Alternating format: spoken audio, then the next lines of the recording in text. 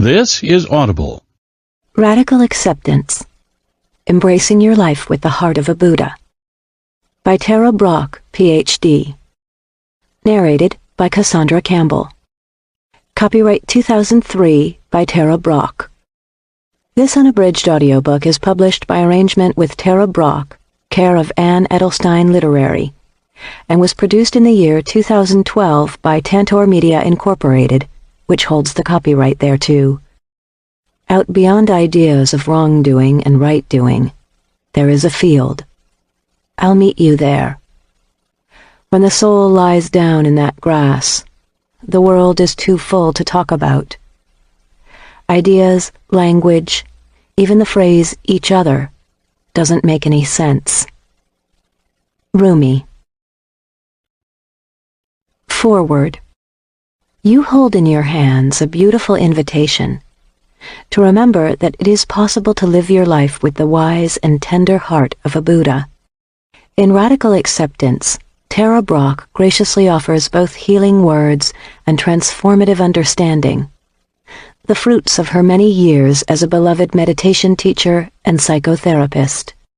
Because she has immersed herself in the day-to-day work of reclaiming human dignity with heartfelt compassion and forgiveness, Tara's teachings are immediate and tangible.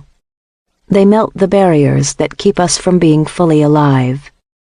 In a stressful and competitive modern society that has fostered unworthiness, self-judgment, and loss of the sacred for so many, the principles of radical acceptance articulated here are essential for reclaiming a joyful and liberated life.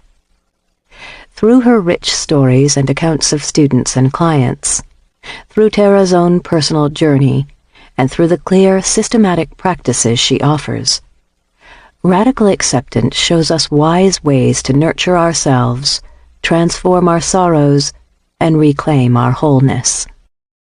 Most importantly, radical acceptance reawakens us to our Buddha nature, the fundamental happiness and freedom that are the birthright of every human being.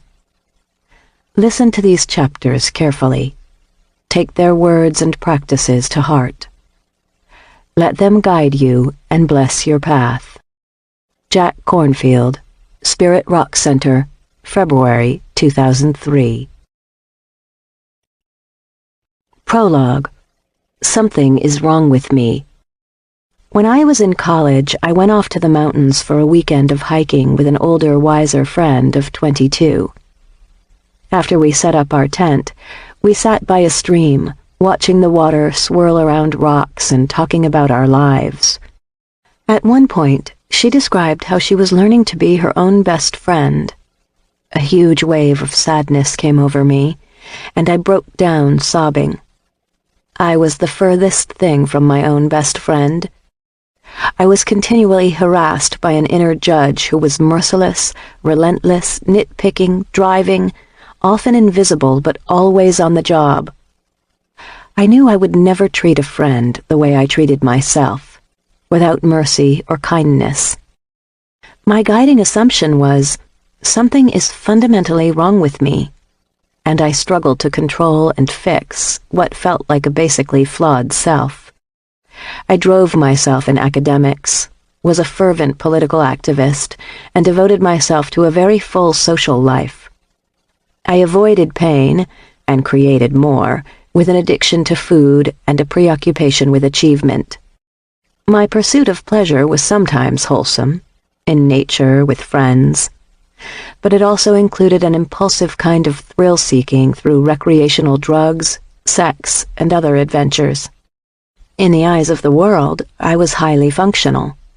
Internally, I was anxious, driven, and often depressed. I didn't feel at peace with any part of my life. Feeling not okay went hand in hand with deep loneliness.